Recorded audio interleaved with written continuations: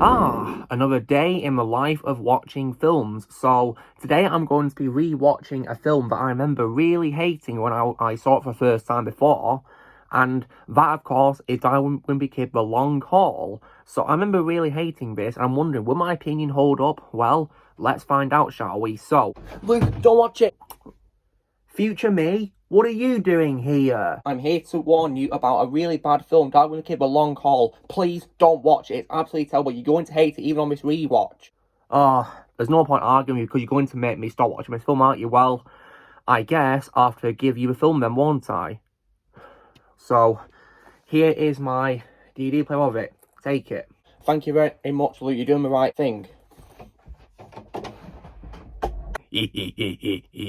I just tricked him, guys, because I don't have a film on DVD. I'm watching it on Amazon Prime on my laptop, so I tricked him, and he's going to think that I'm not watching it when really I am. So, anyway, without further ado, let's get to it.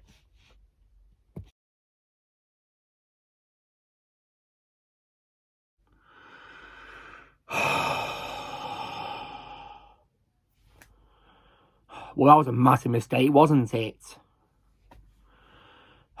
Hey everyone, Lucamus Prime here. So, as you have probably seen by what I was about to watch in the cold opening, and from the title and thumbnail of this video, I just got done re-watching a film based on a book adaptation, and this time it's unfortunately going to be for a trash talk compared to the positive reviews I've given to the first three films, because today's review, which is our trash talk, is going to be for none other than 2017's Diary of a Wimpy Kid, The Long Haul. Or as I would call it, Die Wimpy Kid, The Wrong Haul. So, now, how was this film, directed by David Bowers, made? So, after the release of the series' third film, Die Wimpy Kid Dog Days in 2012, the cast and crew indicated there was no plans for any more films, mainly due to the cast portraying the children getting older. So, I was okay with that because, compared to the books which feature characters who don't age in a floating timeline, obviously, of course, acting as in real life, they age, don't they? So I knew it would be inevitable they'd have to stop making films eventually because the actors aren't getting any younger. So I was okay with Dog Days being the end because, personally, I think that was a perfect ending to the story. And then, however, despite this indication there was no other movies, a live-action adaptation of another film was in development in 2016. And that, of course, was based on the 9th book, The Long Haul, and a brand new cast entirely. Because, obviously, due to the children getting older, they couldn't come back to play their characters now they, of course, got older. But even the parents got recasted as well, and also Roderick as well. And so, how was the film, of course, made? So, with this new cast, of course, the filming, of course, happened in 2016. And the film then, of course, got released on May 19, 2017. And it received negative reviews from critics. And you know what? No surprise there whatsoever, because, as you guys will see in a moment, I couldn't agree more with the critics on this. And the backlash was also aimed at the casting changes, especially towards Roderick, due to, of course, a meme going all over the internet, which was hashtag #NotMyRoderick.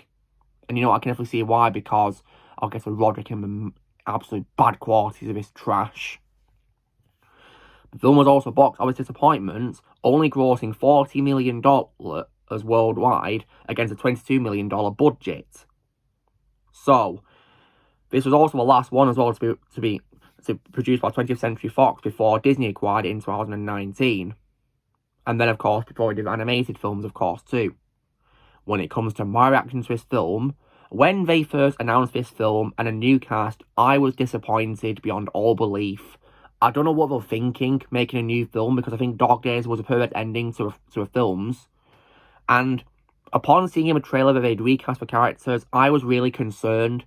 And throughout watching the trailer, the very first one, rather than be excited like I was for the first few films or laughing, I was like this throughout. Because I could not believe what I was watching, and I knew the film was going to suck, based on the trailers alone.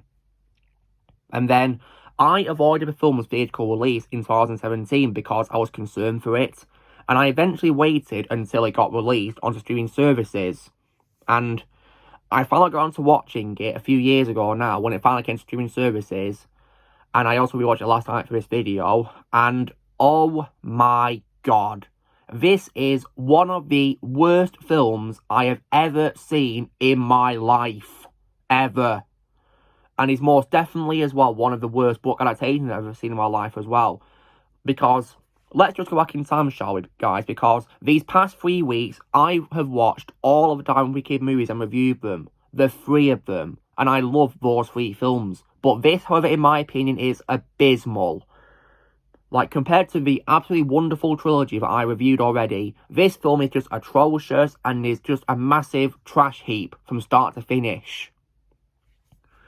I can't believe what I was watching when I saw it for the first time, and from last night's rewatch, it still sucks to this day. My bar quality and how when I first saw it, they still stand to this day from last night's rewatch. So, if I was thinking of anything good about this film, there's barely anything redeemable I could say about this trash, guys. So, one thing I could probably say is that Jeff Kinney, the author of the books, does have a cameo appearance in this as a booth owner at a fan expo convention. But compared to his cameos where he cameos before as Holly Hull's his dad in second and third films, this cameo's only about 2 seconds and that's it. So I feel he was wasted in this film based on his books, sadly. So I feel they did Jeff Kinney really dirty with how trash this film was and by wasting him in that cameo appearance. And I guess Edward Sheamer's soundtrack is also decent too as well, I must say, but because this film is so trash, the soundtrack just feels completely out of place because it could have been used in a much better film than this, in my opinion. The soundtrack was too good to be in this garbage, in my opinion. And now on to the absolute bad qualities. So, my biggest issue with this film, and I definitely agree with critics on this, of course, is the recasts. So, Greg in this film is now played by Jason Drucker, and compared to Zachary Gordon, who I absolutely love as Greg, and is the only Greg I can accept, Jason Drucker's Greg, in my opinion, compared to Zachary Gordon's version, was just so unlikable, in my opinion, and just more idiotic than he was in the first 3 films. And what's stupid is, the character is of course supposed to be 12, right? Yet, he looks far too young. And of course, it also ruins the continuity because in Dog Days, Greg's voice broke and he was, of course, looking like he was getting older due to Zachary Gordon's age. Yet in this, he's somehow got young again. Doesn't make any sense at all. Looks like a second grader. Like, that's not Greg at all. And I think he was just really stupid in this, and he also gives a really bad message in this, a really bad moral, which is that we need things like video games and smartphones to survive. Like, no we don't, at all. That's just ridiculous. He was so idiotic in my opinion. And do I even need to bring up the absolutely stupid meme in this film that Greg becomes, which is diaper hands? Like, that is just ridiculous. And that particular scene at the start, of course, where he's on a ball pen and he gets a diaper stuck in his hands, is just so dumb. Like, couldn't he just use his other hand to rip it off? Before he, of course, attracted all the attention? Like, I raged so hard rewatching this film, and when I watched it for the first time. There's many parts, including that, I raged at, and that was one of them. And I also don't think he's stupid because he doesn't even tell his family about the danger of being the Beardor family, who are literally trying to kill him. Like, that was just really stupid in my opinion. Really is. And he's also as well unintelligent because he doesn't know how maps work either in this too. Just ridiculous. Like, Greg in this, in my opinion, was just so unlikable. And I consider it to be Jason Drucker's worst what I've seen. He was, thankfully, in my opinion, far better than Bumblebee as Otis. Way better. That's my favourite role of Jason Drucker. But Greg in this is more definitely, in my opinion, his worst role. And now, on to another infamous part of this film, guys. And if you've seen the memes surrounding this character's casting, you know what I'm talking about, which is Roderick. Roderick in this film is one of the many reasons why I absolutely hate it. Because they took that character and they recast him. Like, Cumming got Devin Bostic back to reprise his role because I've seen Devin's reaction to a trailer for a film and he looks exactly the same as he did in the first 3 films. So he could have surely reprised his role as Roderick, but they didn't get him back, which was just ridiculous. So the actor we got in this, Charlie Wright, he looks absolutely nothing like how I'd imagine Roderick to be. Nothing like Devon Bostick's portrayal at all. And compared to Devon, who was absolutely hilarious as Roderick, my favourite part of the first few films, because Roderick's my favourite character, Roderick in this film was just so unlikable and really annoying. And he also bullied Greg many times as well. But I thought we were friends now. So, you want me not breaking continuity? And it was just so dumb of a recasting, in my opinion. So, I definitely agree with hashtag not my Roderick, in that sense.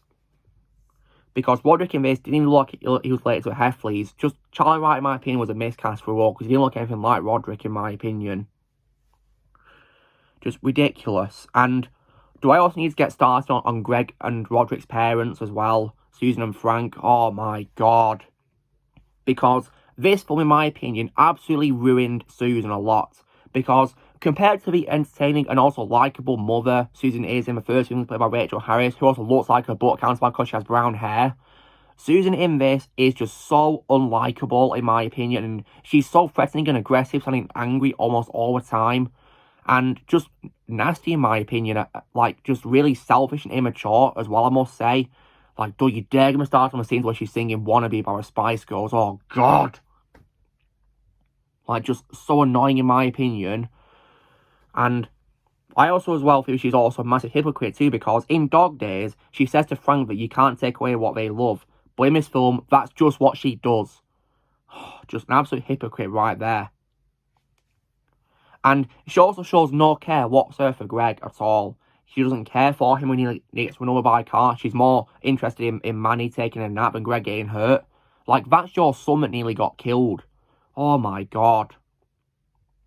And she also didn't care about getting her stuff out from the Beatles. She was only caring about getting cleaned. Like, that's your stuff that was getting stolen, and you didn't care about it.